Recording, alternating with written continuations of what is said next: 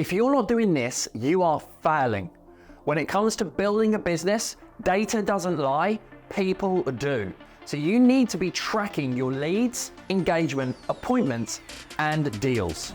Welcome to the Gary Das YouTube channel. I've been in business since 2006. My goal is to help you build a better business, giving you the lifestyle that you truly want to live. For 10 years, I made all of the mistakes that you could possibly make. But since 2016, I've changed and transformed everything. So my goal is to help you generate leads, increase sales, maximize profit, and build wealth so you can live a lifestyle that you truly love. In last week's video, I spoke to you about overwhelm, procrastination, and time management. What we're talking about today, if you don't get those things fixed, then you are going to really struggle in generating the leads to give you the lifestyle that you want. By the end of this video, you're going to understand the key metrics that you need to track any form of your business growth, whether it's networking, social media, email marketing, definitely advertising. If you're not tracking your metrics in the way that I'm going to explain to you, then your business is likely to fail, or you're going to lose a huge amount of cash in the process of trying to grow. Building your business based on data makes it so much easier to achieve the lifestyle that you want. In my first 10 years, I was the first in, I was the last out. I had a team of 15. I thought that doing more would lead me to more success. I didn't understand management or leadership. And what I really didn't truly grasp was data and the importance of having KPIs, key performance indicators, and what gets measured gets managed. And that is a really important factor that's going to help you to realize your goals, to achieve your dreams, and to hopefully build the business that you wanted to, giving you the income and the lifestyle that you truly want. So let me introduce you to a marketing funnel. Now, I don't really like that term, but what it is about is taking somebody who doesn't know you yet and turn them into a raving fan, someone who is captured by the things that you speak about and then wants to logically buy from you at some point in the future. So if we go back to the beginning of my business, a lead used to be someone that I had this pleasure of speaking to. Now we have social media, we have content marketing, we have all the methods that I talk about in my book, The Lead Generation Guide. A lead is somebody who is thinking about purchasing in the future, or who has a pain or a problem now that they want to solve, but they're not ready in the buying cycle to take action yet. So they are an information seeker. How do you capture an information seeker's details? You give them a quiz. You give them an ebook for more information. You give them something that captures name, number, and email address, and then you begin to nurture them. The second step in marketing, in my leads model, is engagement. Now, an engagement is somebody who has perhaps gone through your lead details, they've given you the information, but now they want to find out more. They're more intrigued, they're further down the buying cycle. At this stage, we will use something like a webinar or a Zoom Q&A, or maybe even some kind of booked conversation. That's when we really are speaking to people who want to go that little bit step further. Here's the really important stage, is the appointment stage.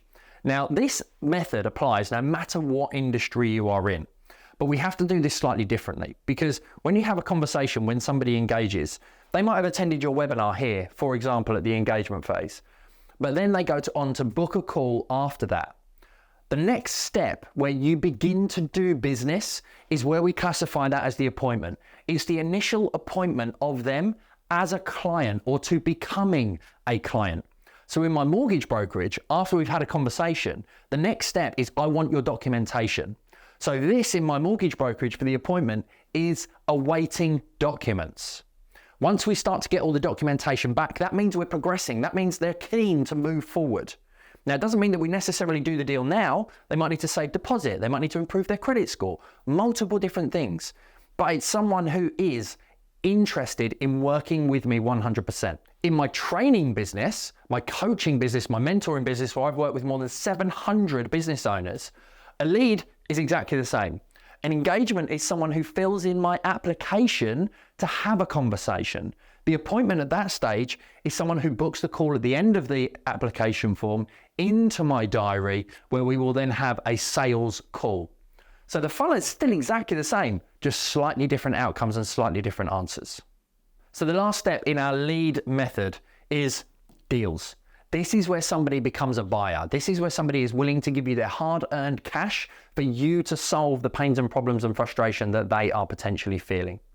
So this is where we now have metrics that we can measure, monitor, and manage to know exactly how we get our marketing to work for us to drive more leads into our business.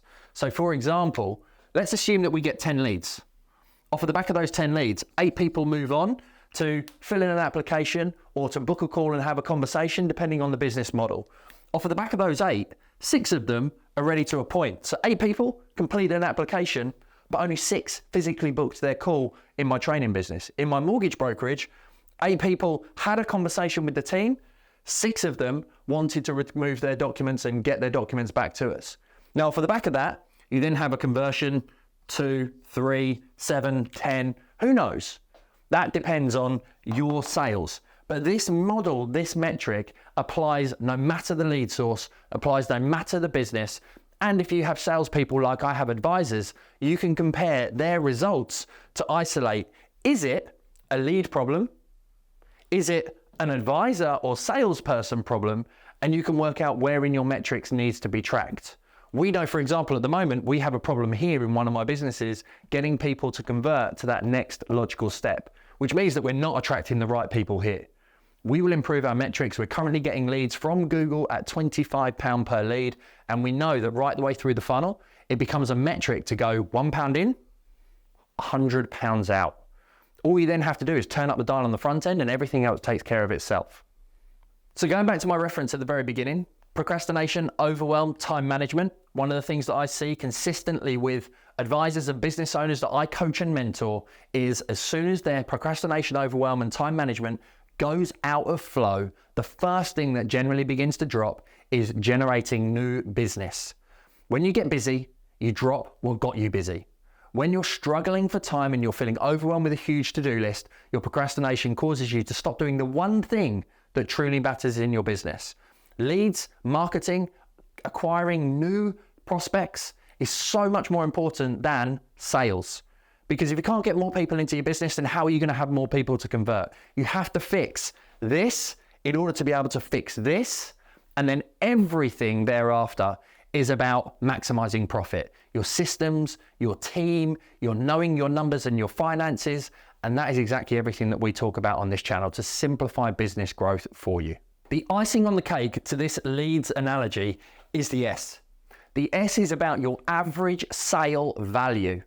So when you get someone coming in at the top of the funnel in the lead and they convert into a deal, what is the average of the first sale that you make to that individual? £1,000, £1,500, £2,000?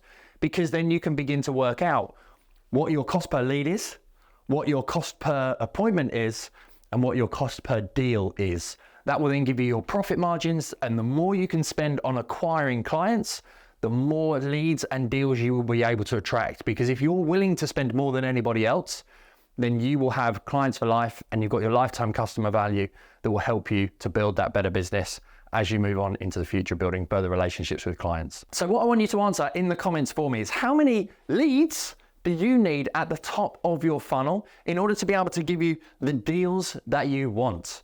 When you understand this metric, it will really transform and change your business for the future. So hit me up in the comments with your lead numbers. Break it down, set some goals, have some targets, even if they're hugely aspirational, which is what I got my Leads to Lifestyle clients to understand last week at our event. One of them had 3,000 leads that they needed. Another one needs to be there, build their team to 9 people in order to be able to get the lifestyle that they truly want. So this is one of the foundational principles to building a better business. So if you want to understand more about generating leads in your business, then click the link for the scorecard in the show notes in the description, where you'll be able to understand the 5 key areas that I cover in the lead generation guide. And if you need more help, then I'll make sure that I produce more content for you.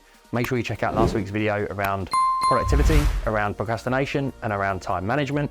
And make sure you check out next week's video where we're going to be talking about converting more of those deals into sales.